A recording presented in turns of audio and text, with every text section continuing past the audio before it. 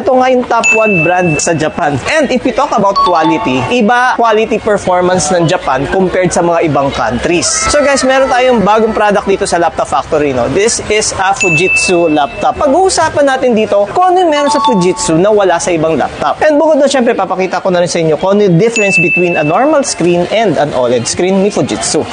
This Fujitsu is 400 nits. This normal laptop is 200 nits. Nakatodo na brightness to laptop na ito, no? Pero tignan nyo, di mo na masyado makikita. What more kung sa labas ka pa talaga o sa araw ka tumingin? As you can see, wala na talaga makikita dito. Wherein kay Fujitsu, kitang-kita pa rin yung kanyang display. For a normal laptop, no? Pag binago mo na yung angulo niyan, mag-iiba na kulay ng screen niyan. Di katulad dito kay Fujitsu na pag binago mo yung angle niya, ganun pa rin yung color quality niya. So, ito talaga, bagay na bagay ito sa mga photo editors na talagang ang hinahanap nila is true color accuracy. And meron pa tong kasamang Microsoft Office. So this